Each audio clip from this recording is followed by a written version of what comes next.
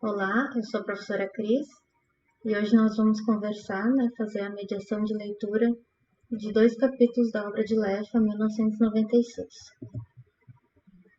Infelizmente eu não tenho esse livro, ele é uma edição esgotada, também por ser antigo e porque foi muito vendido no país, mas essa é a capinha do livro ali, tem a referência completa.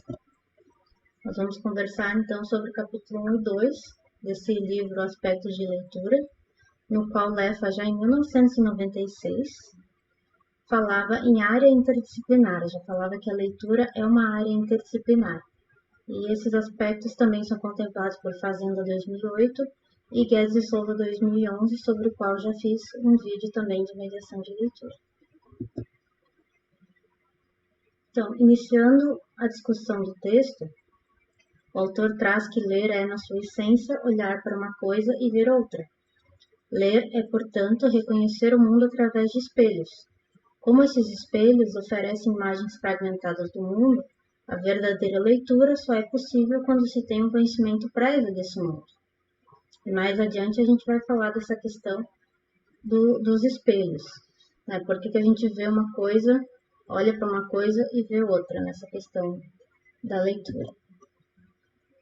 O autor também traz a questão da triangulação.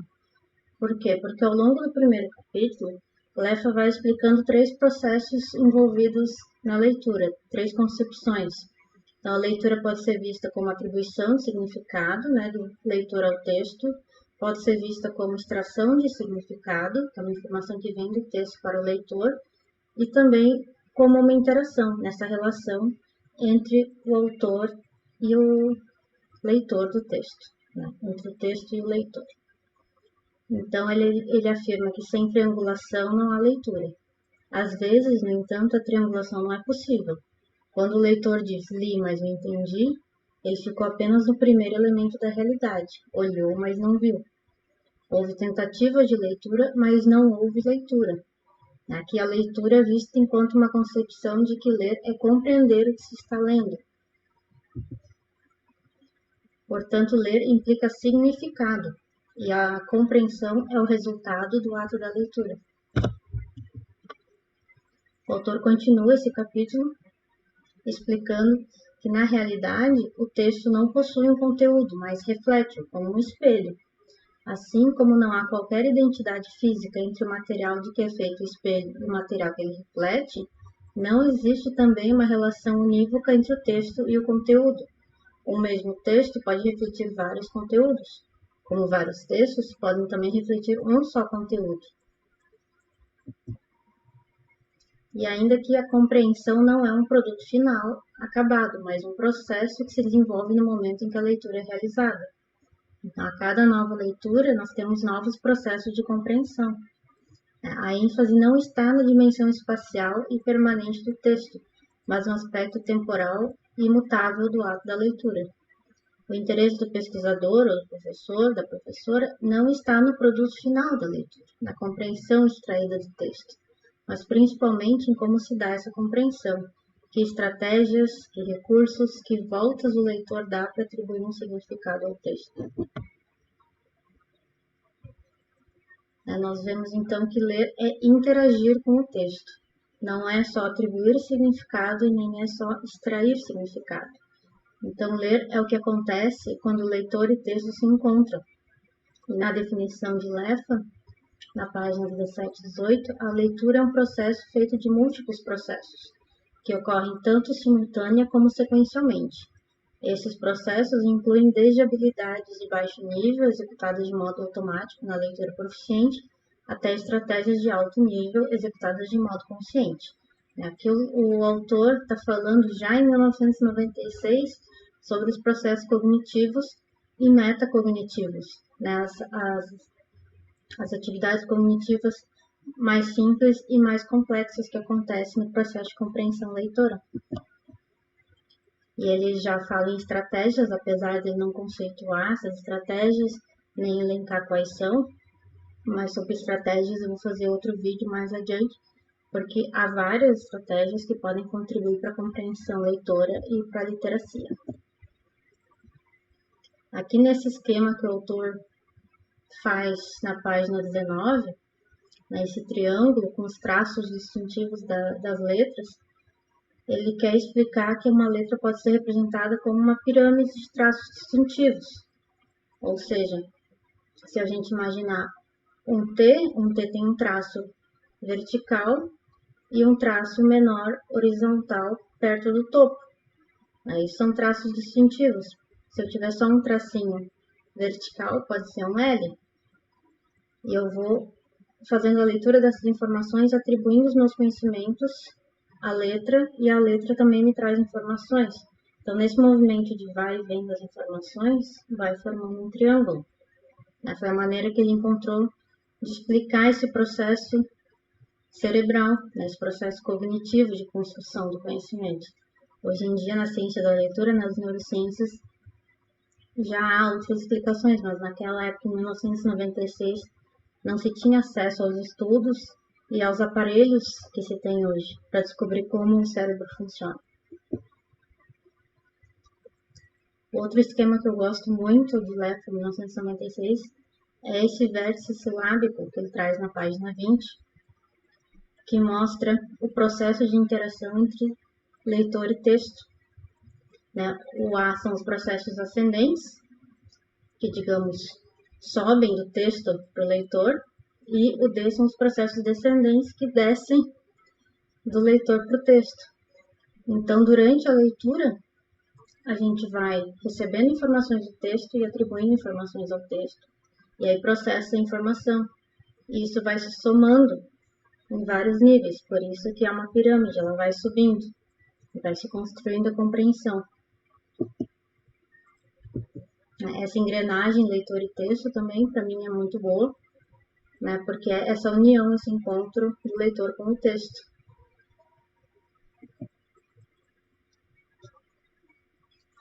E o autor continua, que a leitura não é linear, ela implica uma correspondência entre o conhecimento prévio do leitor e os dados fornecidos pelo texto, que é o que ele tenta explicar naqueles esquemas, tudo que nós já sabemos com as informações que tem no texto.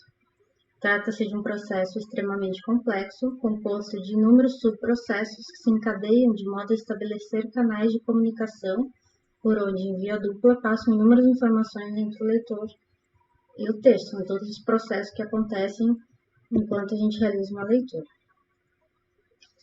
No capítulo seguinte, ele traz sobre a teoria dos esquemas, que é uma teoria um pouco mais antiga, mas há muito que se aproveitar desse capítulo.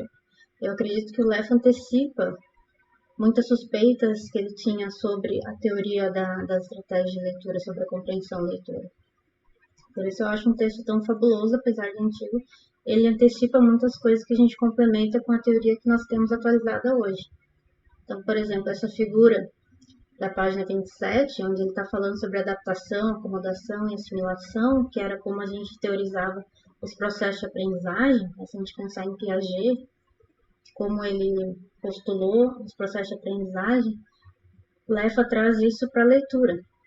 Então, ele faz o desenho de um gancho telefônico, não sei se todo mundo conhece um gancho telefônico, que o objeto, o gancho, ele é o mesmo, não importa se ele esteja deitado, virado para a esquerda, rodado para a direita ou para baixo. E com as letras, isso não acontece. Existe uma coisa chamada invariância.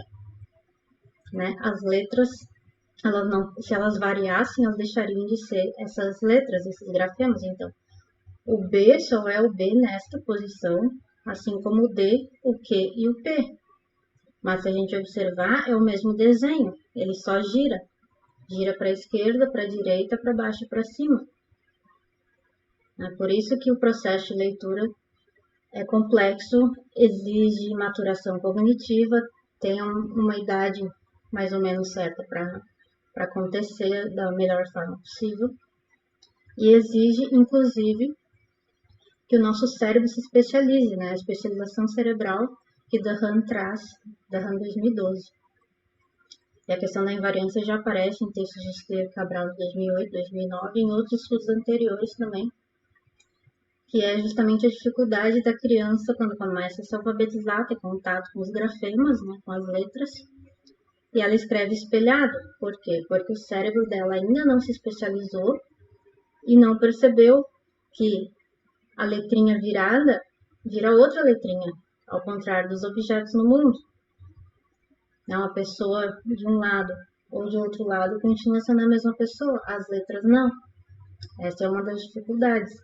E como nós já somos alfabetizados, já sabemos ler, já temos anos de prática de leitura, nós esquecemos dessa dificuldade, né? A gente já aprendeu isso. Existe também a questão da correspondência de grafemas e fonemas. Então, depois de entender a invariância das letras, tem que entender qual é o fonema que corresponde ao grafema B, o fonema que corresponde ao grafema D, e assim por diante. E para isso, eu recomendo a obra da professora Leonor Esquiler Cabral. Ela tem esse livro, Princípios do Sistema Alfabético do Brasil, que é fundamental, porque para alfabetizar é preciso ter conhecimentos do sistema alfabético do português brasileiro, né? Se for ensinar português brasileiro, obviamente. E aí, seguindo o capítulo 2 da teoria dos esquemas, o autor traz algo que é o acionamento do esquema geral pelo leitor, para que ele possa depois encaixar os detalhes. É um passo essencial para a compreensão do texto. Esses esquemas têm outros nomes conforme a teoria, mas é o que o leitor já sabe sobre o tema. Ele traz o exemplo dos girassóis. Os girassóis foram vendidos a preço recorde.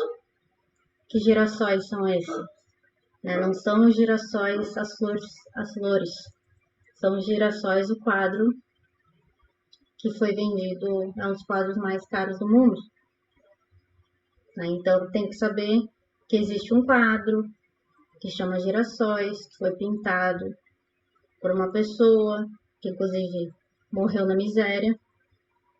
Ele não teve reconhecimento em vida e o quadro vale uma fortuna. Então, esse é o acionamento dos esquemas, são os conhecimentos prévios. E Leffa também traz que, às vezes, a compreensão de um texto se dá pelo acionamento de esquemas que precisam ser constantemente trocados, revisados ou ajustados para se adequarem aos dados que vêm do texto. Ou seja, isso já é uma estratégia de leitura. Se eu entendo que os girassóis são as flores, eu começo a ler a matéria sobre a venda do quadro e não faz sentido, não gera compreensão, eu não entendo. Então, eu tenho que me adequar, rever e ajustar esse esquema para ser de acordo com o texto. E o leitor não apenas contribui para complementar os dados do texto, é necessário também que ele contribua adequadamente. O leitor não pode compreender algo sobre o qual nada conhece. Para ler adequadamente um texto sobre economia, por exemplo, o leitor precisa conhecer economia. Existe todo um conhecimento de base, existem todo um grupo de conhecimentos prévios que é preciso ter para estudar determinado assunto. E por hoje é isso, agradeço que vocês tenham assistido esse vídeo e até o próximo.